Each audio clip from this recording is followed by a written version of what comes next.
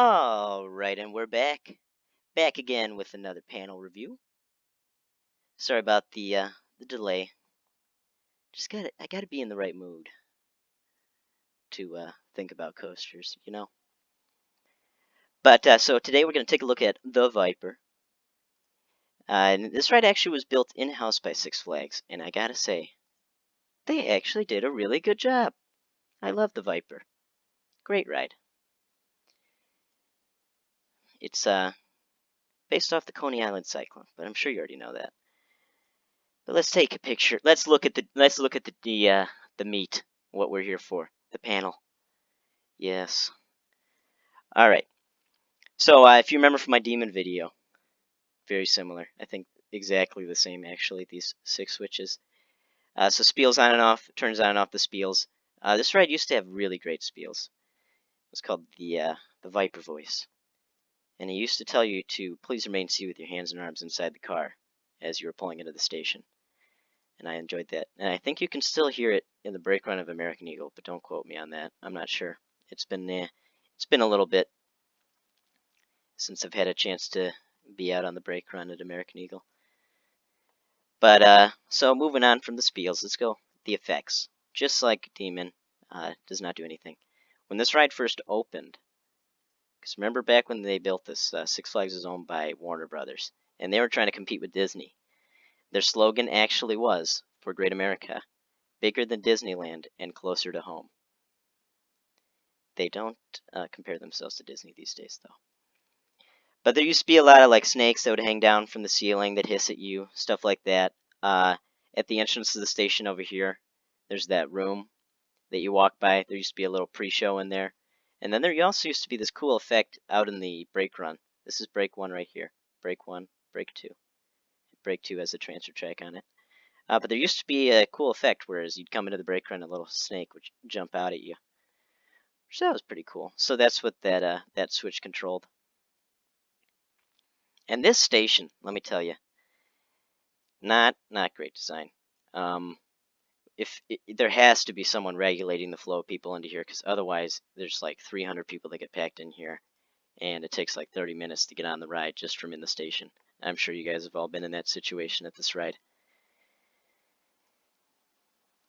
And then, so sound, that just turns on and off the microphone, on and off the spiels. And then these are the spiel and microphone zones. So track on and off, talk to the brake run and the lift hill. Queue area. So this talks to the queue. But just trying to remember, I can't remember if there were actually any speakers out there. There might have been one really close to the station that was just pointed out that way. I think that's what it was. Then loading area, obviously the station. Then look at this. Much more tasteful labels than the Demon. So Spiel 1, downtime.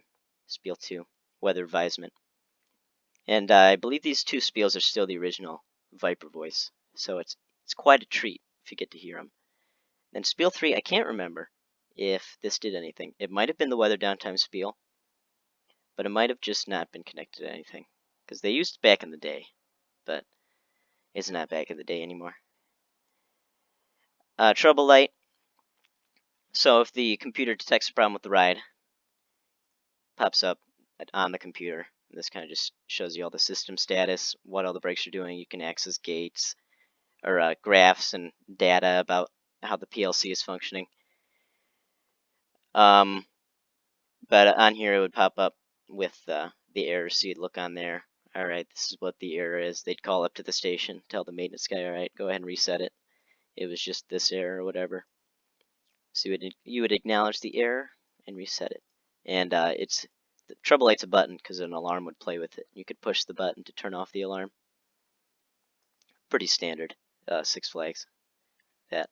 Speaking of standard Six Flags, here's that ride start enable. So if a ride stop is pressed, you turn this to start, push and hold this, a little tone will play. It's actually one of my favorite startup sounds is Viper. I've got a video of it on my YouTube channel. You can check that out after we're done here. But turn that to the right, reset the ride stop, and then the lift start button was actually on the yellow side of the panel, and you'd use that to restart the lift in conjunction with a team member being down at the base of the lift pushing and holding a button. And you actually, so if you want to get out to the lift, you actually did not walk along the track here. You would go out the back of the station through the gravel, and then you'd climb up a little staircase here to get onto the lift. And this lift was nice because it had stairs, unlike American Eagle, where it just is pegs, I think is what they're called, just pegs. And so these are the advanced buttons, but something interesting about this ride, just like Batman the ride, you never use the main panel.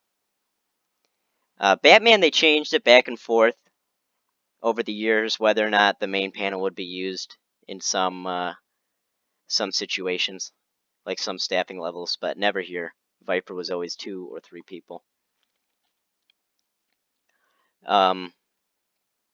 So you would not use the main panel, you'd use this, the remote panel, or its official name, the remote main panel. And so it's pretty standard. You got the E-stop, right stop, lift stop, remote main panel on off. So this would turn this panel on or off.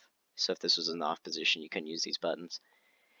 And then there's your advanced button. So you'd push and hold that, as well as the person at enable would push and hold their advanced enable button. And then they also had control of the gates, and they had a right stop, just in case. But so American Eagle is like this too, and V2 actually, where there's not a lock and unlock button. When the train comes in, parks in the station, the restraints automatically unlock, and they remain unlocked for about 15 seconds, I believe, and then they automatically lock themselves. And at this ride, sorry, at this ride you had to use this button a lot because people didn't really understand how to open the restraints there when the train came back. You got to push down to open them up. So this button was used quite frequently. You'd probably use it about 2 or 3 times each time a train came back, and then you'd say over the microphone, push down, pull up. People still had trouble with that. Then taking a look at the red section. Panel on off, self-explanatory. Lift stop, stops the lift. Ride stop, stops the lift, closes all the brakes, stops the drive tires. The knee stop does the same thing, but cuts power to the ride. And these two are operational stops, so a supervisor could reset them, or operations personnel. And E-stop was only able to be reset by maintenance, and it was like that at every single ride in the park. And so these sections here, there's just the manual buttons. So if there's a train on the lift, you want to clear it through, just push and hold it. Station, same thing, push and hold the brakes open. Once it's out, you let go, the brakes close. Same with these if you want to move which brake it's at. And then lift start, we talked about this. That just resets the lift. Plays a lovely, lovely startup sound. So lift fast. If you've ridden this ride, you probably noticed this. Demon does this too. Once you get to the top of the lift, it slows down pretty significantly, and then you kind of just crawl over the top until you get to the point where the train just goes. And so when you turn the ride on in the morning, it doesn't do that. It remains fast the entire way. And so it's meant for when you're sending trains early in the morning or whatever, and they're empty. You want to give them as much speed as they can to get warmed up and stuff. But then once they're fully loaded and all that, it's fine for it to just be slow. And I'm not sure, I never figured out if it was a time-based thing or a cycle-based thing.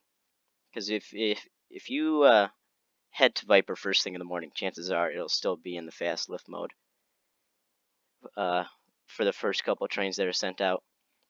And I'm not sure if it's, something like 30 minutes from when you turn it on, or like 10 trains that you send around that it goes into the normal slowdown mode. But if you wanted to speed a train over the lift without it slowing down, you just hold the lift fast button and it wouldn't slow down. So that would usually be used at the end of the night when the empty trains are being sent to be transferred off. But it really wasn't that important at this ride. It usually could make it around with plenty of steam. And then these 3 lights just coordinate with this key switch right here. So you got transfer mode, maintenance mode, auto mode, and maintenance mode. You could also call that manual mode. Six Flags like calling it maintenance mode on the rides that they put panels on, but other manufacturers call it manual mode. Control power, so that's just tied to this switch right here. So when you turn the panel on, that light turns on. ESR reset, that is dealing with the e-stop relay. So to reset an e-stop, you would push that button, and then you would follow the normal startup procedure. Block reset, so if the computer thought there was a train in a block that there was not, you could use this button, as well as there's buttons out by the brakes along the track and on the lift hill that you have to press to confirm that there's not a train there. And that's how you would do that. And then maintenance enable, that would just let you send the train with just one button actually. Demon was like this too. You didn't have to use both when you were in the maintenance enable mode. You could just dispatch it with one button and not have the enable person hold their button either. And then you could also restart the lift without having to send someone out to clear it at the base. And then acknowledge. You just use that to acknowledge that you understand what the screen is telling you.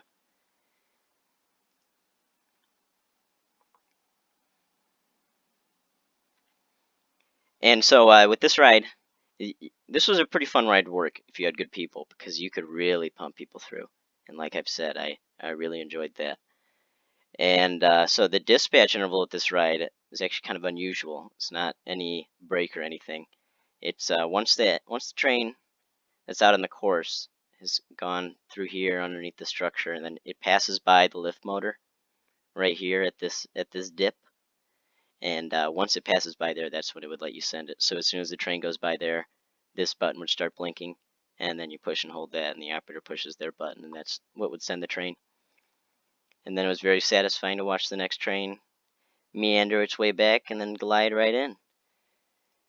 No waiting out in the brake run for my guests. That was always my motto.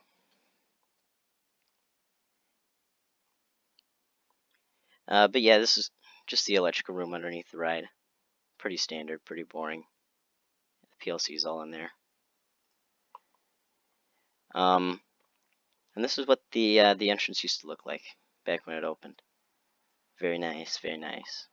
And all the rides used to have these nice themed qualifier signs, but they got rid of that because America got too legal, and they're having to update these signs like every 6 months. So might as well just make them a sticker. And then here's the transfer panel. So pretty easy. Turn it on.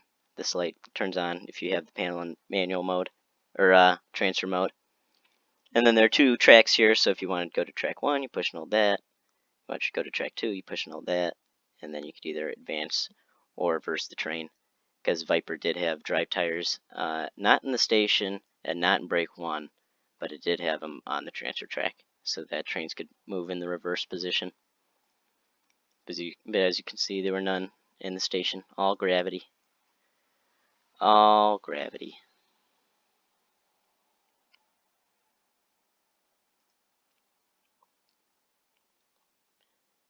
Yeah, I think that's all I got for this one. I mean, very, very basic ride. Not complicated at all. Pretty standard roller coaster. Nothing special. But stay tuned. Who knows? I may make another one of these. I may not. It all depends. But I'm glad you were able to watch my educational video today. I hope you learned something. And I'll catch you in the next video. Bye.